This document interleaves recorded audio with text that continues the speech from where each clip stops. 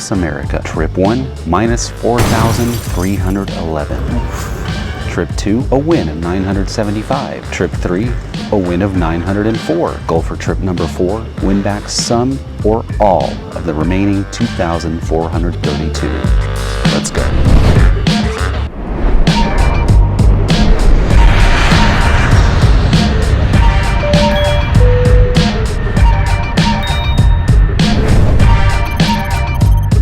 There's no place like Texas when it comes to poker. Since I'm back in Houston, I head to what's become one of my favorite rooms, which is Champions Club. Hoping to get in a 1-3 round of each game. Let's go. I didn't end up in a round of each game, but I did get a normal 1-3 seat. Let's go. This first hand takes place an hour and a half into the session and I have yet to win a pot, so honestly I'm already a little steamy, but we gotta stay disciplined.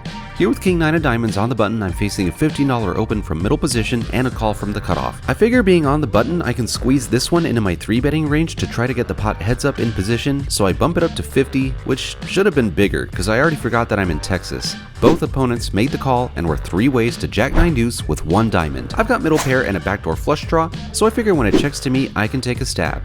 Oh, but it's not gonna check to me. Middle position bets 25, which gets insta-called by the cutoff. I'm clearly behind already, but I'm getting 8 to 1 on my money to hit a king, another 9, or to improve my equity, so I come along. Turn does not bring any help, and when a $75 bet from middle position and another insta-call from the cutoff happens, it's just time to exit stage left. Now we're 2 hours in, still haven't won a pot. When you watch this genre of videos on YouTube, just appreciate that you get to skip all the boring parts and go straight to the notable hands. Anyway, here with jacks under the gun, I opened a 15, which surprisingly only gets called by the small blind. This is Houston, right? Flop comes ace high, which is frustrating, but when small blind checks, I know I have to c-bet. I put $25 into the middle, and small blind folds! Yeah! 2 hours into my session, I'm officially on the scoreboard. Take that, Houston. When you go 2 hours before winning a hand and the hand you won was a profit of $18, your stack is not having a good time. So here with this suited connector, I defend my big blind for $15 hoping to flop something, anything, so we can start to make a comeback. 4 ways to queen deuce deuce with 2 diamonds. Alright, let's do this. I check it as I would with my whole range here and it gets to middle position who bets 30. We've got a call from the cutoff and I also have an easy call here. There might even be merit to raising here as a semi-bluff, but I'm not keen on bluffing out of position into multiple opponents. +1 comes along as well and we're still 4 ways to a very pretty card, the 6 of diamonds. Now we've got a flush with a redraw to the 3 of diamonds for the rare straight flush. I check with the intent to make a big raise, but as Confucius once said, you can only check raise if your opponents bet. It annoyingly checks around because, of course, on a river of an inconsequential 8, I'm not about to let it check around again. I bet 140 targeting queens, trip deuces, a pair of 8s, whatever. Given the turn checked around though, I fear nobody has a hand they can call with. Sure enough, everybody folds. I wonder if a small blocker size bet would have worked here? Maybe. Okay, this one was weird and tough. From middle position, I open up pocket fours to $15, which gets called by the low jack and the button. 3 of us to deuce 3-6 with 2 diamonds. Didn't flop a set, but I at least have second pair and a gut shot, I guess? We check it over to the button who takes a $25 stab. Figure I'm in okay enough territory to call, so I do, and so does the low jack.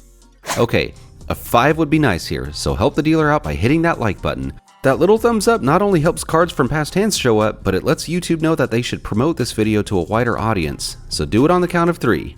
1, 2, 3. The turn's a 5, but it's the 5 of diamonds, completing the obvious flush draw as well. You still did a good job clicking like though. Next time we'll hit the offsuit version. Now, I figure it's probably time to take the lead in this pot, so I bet $80. As soon as I put the chips across the line though, I realize I shouldn't have done this. I think my hand plays much better as a check call. Cause what if I face a raise now that the flush has come in?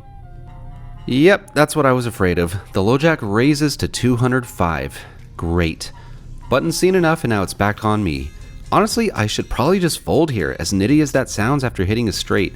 I unblock all diamond combos, I have 2 4s in my hand, so I'm blocking him from also having a straight. He just check called the flop, so he's unlikely to be raising with a set here. So honestly, this is just a flush almost every time. I end up sticking in the chips though. Don't do this, kids. The river brings a 3, pairing the board. In the moment I'm thinking, and incorrectly of course, that since I have a straight on a dangerous board, I should either bet really big as a bluff representing a full house, or really small as a blocker bet to name my own price to go to showdown. Of course, the only full house I could have here would be 5s full, because if I had any other, I would have raised on the flop. Also, if I had 5s full here, I just check it over to induce a bet from my opponent knowing he has lots of flushes. But hindsight is 20/20 of course, and I go with a really tiny blocker bet of $40. Honestly, I don't see what this accomplishes. I think just a check fold is called for in this spot. My opponent is a bit taken back by this bet though, and honestly it was kind of funny to see.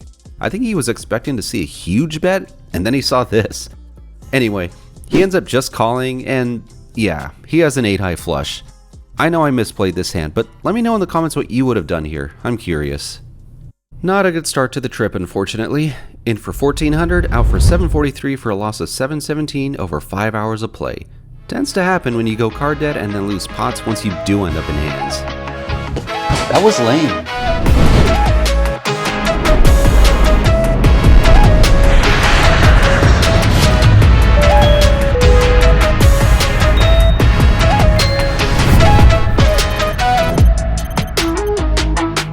Off to Los Angeles we go to visit another one of my favorite card rooms, which is Hustler. Hoping to undo that bad start from Houston.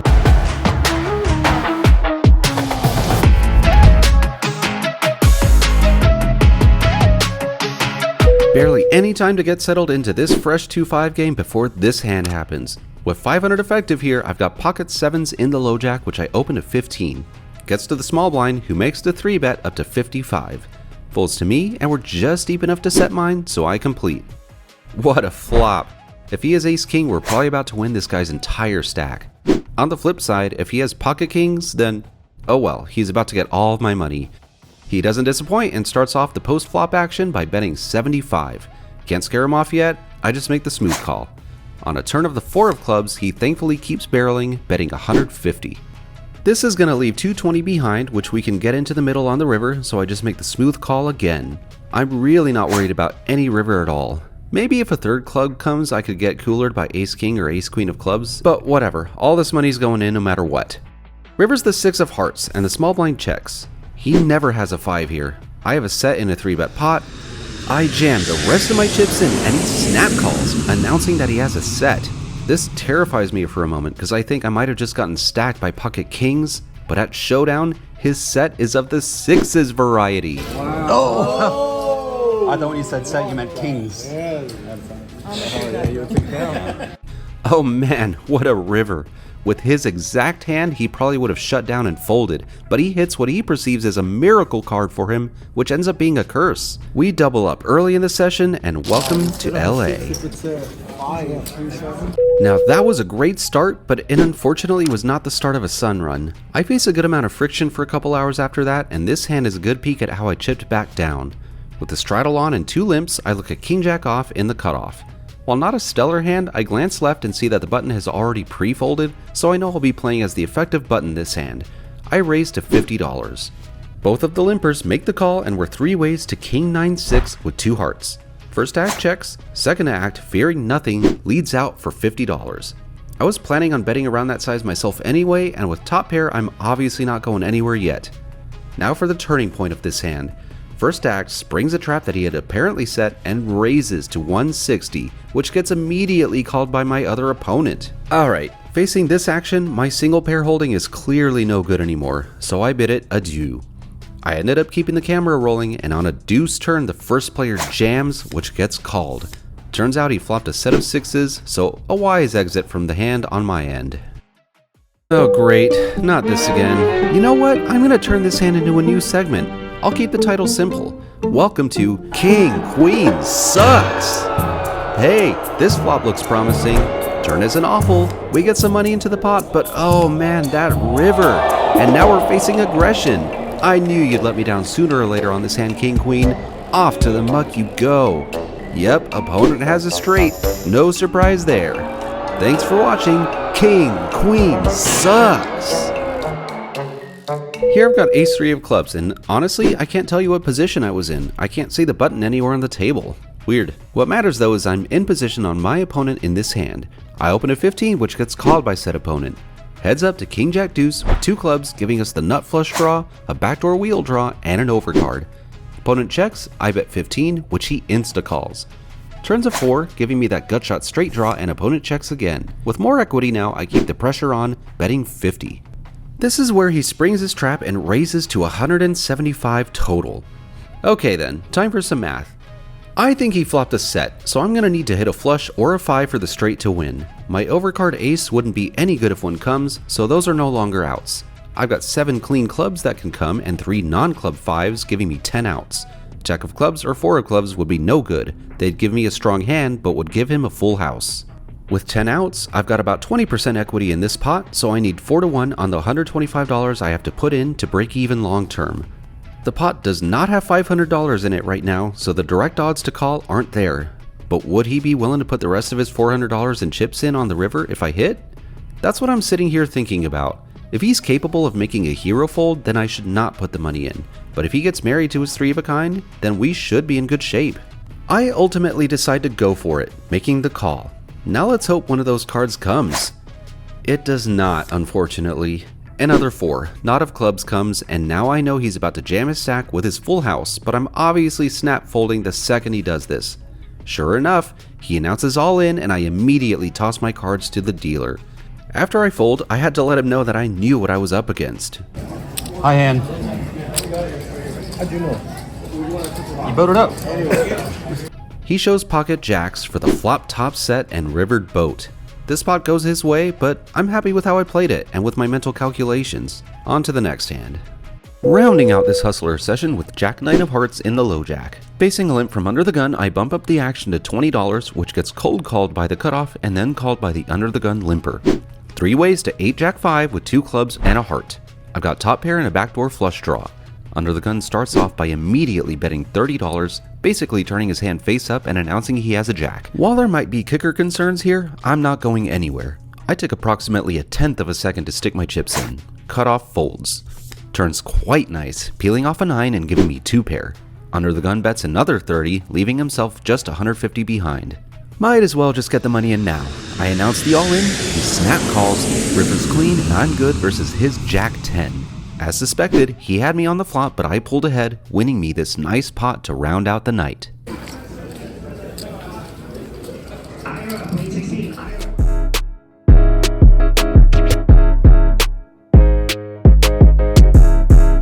Well, it's been a while since I've marathoned a session, but I didn't have anything else to do today. In for 700, out for 940 for a win of 240 bucks. When you consider the amount of time played, could have been better, but I'll take it.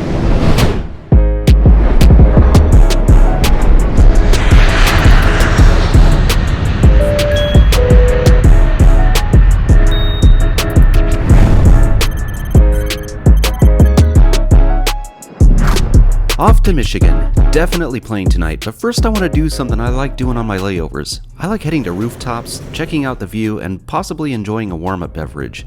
This spot was pretty cool. Detroit may get a bad rap on the news, but don't let that dissuade you from coming here to Campers. Totally worth it. Now off to MGM.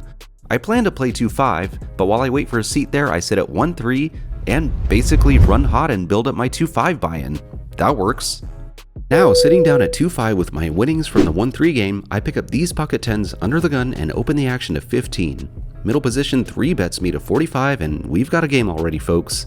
I make the call and we're heads up to 8-6-5 with 2 hearts.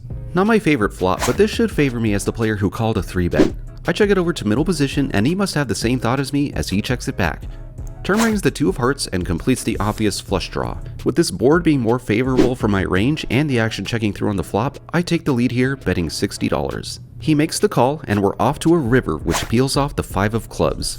I think I may be able to get looked up by a hand like ace-king with the ace of hearts or maybe pocket 9s, and I think a completed flush would have raised on the turn a good percentage of the time, so I go for a thin value bet of 115 here.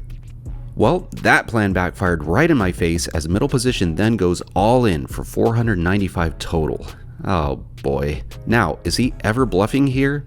He does have some bluffs. I did mention ace-king with the ace of hearts just a few seconds ago, but I'm sure this is heavily weighted towards value. A slow-played flush is really what makes sense. I don't think he ever has a full house here, as those middling pocket pairs play better as a call rather than a 3-bet from his position, and he would have bet on the flop. But still, I don't beat much anymore except ace-king. I end up making the disciplined laydown, and afterwards he does claim that he had a flush.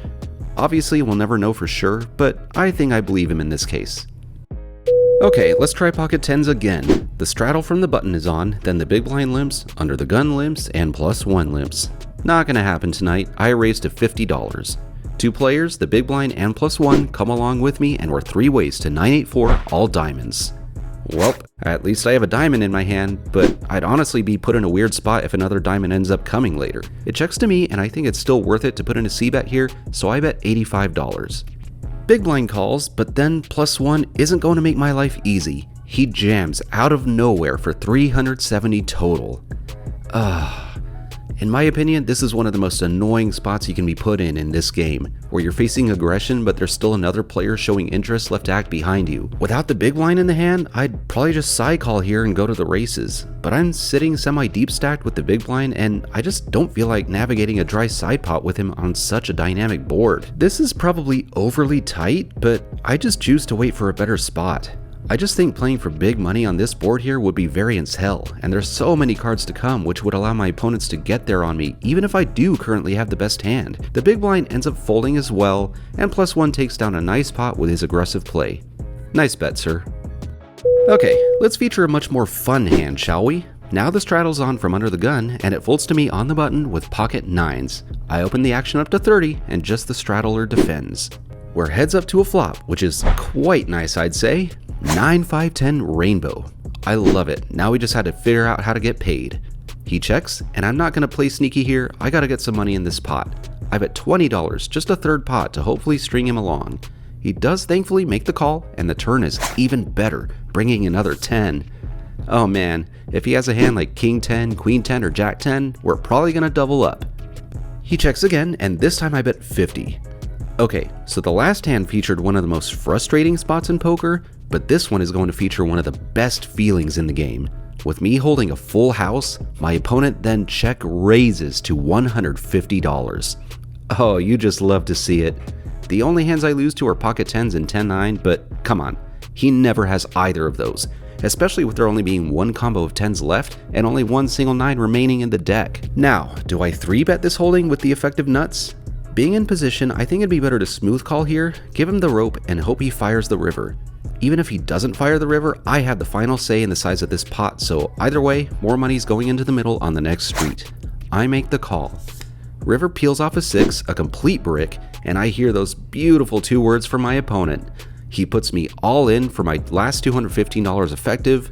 I obviously make the snap call, then just table my hand. I'm not going to make him show first since I have the effective nuts here. I think that'd just be disrespectful. I'm obviously good here, and we get the double up. Isn't it fun holding a monster and getting raised? Sure beats holding something marginal and getting raised, as we saw with those pocket 10s. Okay, one more hand for the night. You'll see this is a change of scenery, as I had to get up from the must-move table over to this main game. Not much happened over here except this one, so here we go. With 8-6 of diamonds on the button, I call a $15 open from middle position, and we're heads up to Ace-King 6 with 1 diamond. He starts with a check, and I don't see much point in betting here with just third pair, and it's some showdown value, so I just check back. Turns a 3, which really doesn't change anything, and middle position checks again. With him opening pre-flop and checking twice on this board, I think he has a middling pocket pair like 8s or 9s a good chunk of the time. I think I can get those hands to fold if I take a stab here, so I bet 35. He does make the call though, so I'm gonna have to navigate a river, but thankfully this river makes my life a lot easier, putting another 6 on the board. I've got a pretty well disguised trips here. He checks a third time, and now let's see if I can go for value against those same middling pocket pairs I was talking about. I think there's a good chance he'd look me up with those hands, as this is not a line I'd take with hands containing aces or kings. I bet $85 hoping for the call, and he does. He mucks his hand, and we take down this extra money to cap off the night. My time at MGM Detroit went pretty well. I played 2-5 mostly, but thanks to my 1-3 winnings, I was only in for $300 tonight and out for $946 for a profit of $646 over a 4-hour session. Now I've canceled my losses from the first session in Houston, and we're off to the second half of this trip with a clean slate. There's more poker where that came from in the next video. In the meantime, check one of my other ones out, here or here. See you soon.